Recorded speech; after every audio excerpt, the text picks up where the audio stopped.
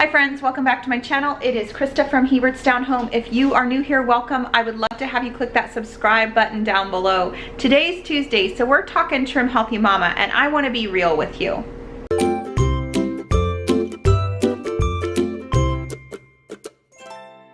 Real life is happening all around me today. The washer is going crazy in the other room. Kids are mowing outside and my windows are open. Kids are running around playing outside and inside. So this is just real life.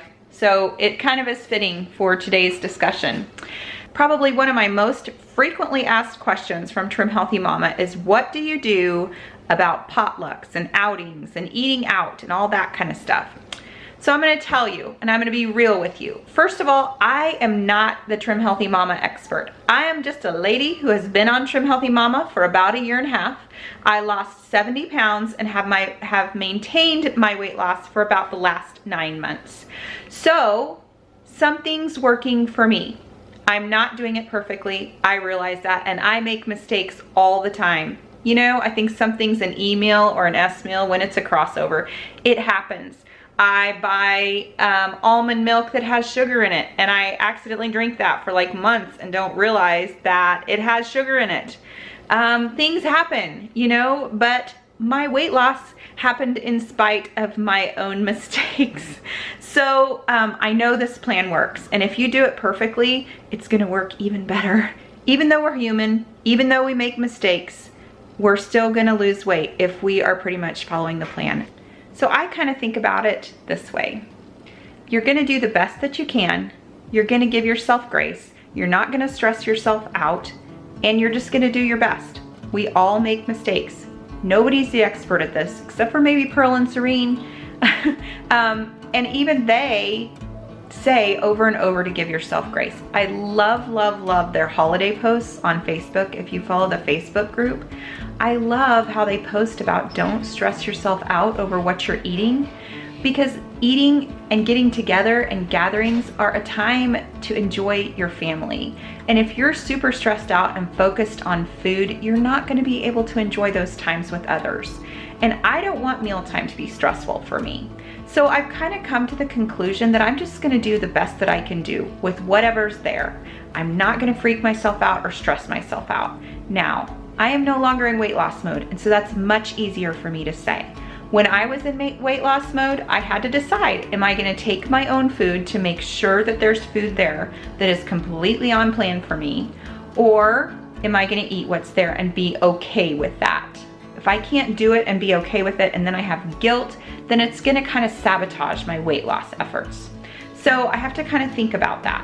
When I was heavy into weight loss mode, and heavy, let's just be real about that, I was very, very careful what I put in my mouth. I made sure that I did not eat any sugar, and I was super careful about the things that I ate being on plan. Now that I'm more in maintenance mode, I have to be careful not to be too loose about the plan.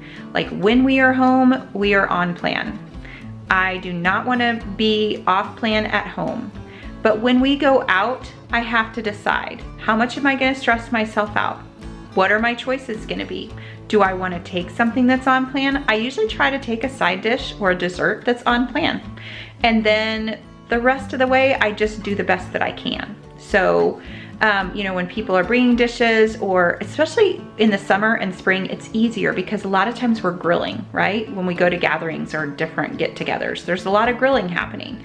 Well, you can always do grilled chicken or a hamburger without the bun, or there's a lot of options, better options maybe during the summertime, I would say, than there is during the winter gatherings like Christmas.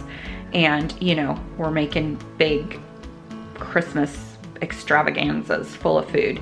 And you know, you just have to decide for yourself and decide ahead of time, what am I willing to compromise on and what am I not willing to compromise on? And if you're not willing to compromise, don't expect the food just to be there that's on plan for you. Take the food with you to make sure that you have what you need. And if you're gonna eat off plan, eat off plan. Don't feel guilty about it. Jump back on plan as soon as, you know, you get home, or 3 hours later, jump right back on plan. And I am faithful about my Good Girl moonshines, and I think that apple cider vinegar really helps to stabilize my blood sugar. So I drink those regardless. And once I go off plan, I try not to just throw it all out the window and say, well, forget it, I'm off plan anyway, which is kind of some of my past behavior that I've done. But to try to jump back on plan the next meal and eat something more healthy. And I think there's some great tips in the book, in the original plan book, about how to do that after you've been off plan. I think once it crosses over to where I'm becoming too obsessed with food, then I have to think about, okay, I've got to let go of some of this and be okay. I need to eat things in moderation. I need to be careful, but it's important that I'm able to enjoy my family and not be stressed out about being somewhere. In all truth, honestly, even at home, there are certain meals that we eat that are not on plan. Monty makes a mean biscuit. I think I've said that before. You know, we do biscuits and gravy on occasion, but that is few and far between. The majority of our meals, besides 1 or maybe 2 treat meals, are completely on plan. Now, I add on sides for the kids. The kids do occasionally eat sugar, even at home. Things happen. You know, I buy a box of granola bars every now and then or something like that as a treat for them.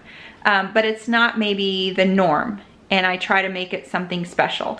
I used to buy donuts once every 2 weeks for them, just so that they don't feel deprived. Just jump right back on plan, and that's what I've been working on. And I think I've been more and more successful at that.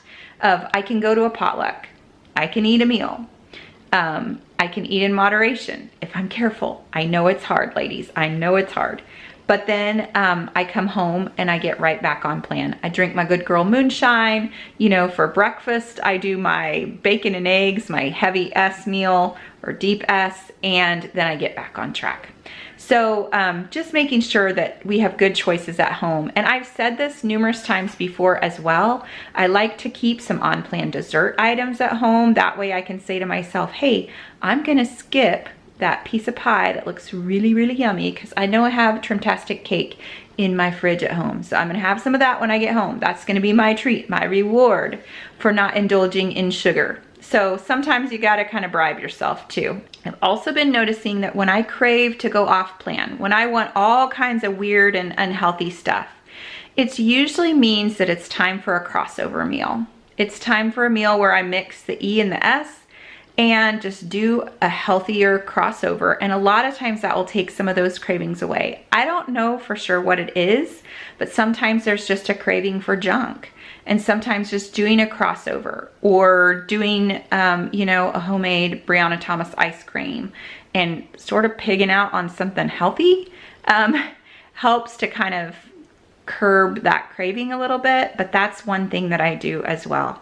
But today I just wanted to be really real with you and just say, yeah, the struggle is real. I get it. I understand that there's that struggle, and we are definitely not on plan 100% of the time. And I definitely make lots of mistakes in the plan. There's my reel for today. It is not perfect here. So thank you for watching, and we will see you next time. Bye-bye.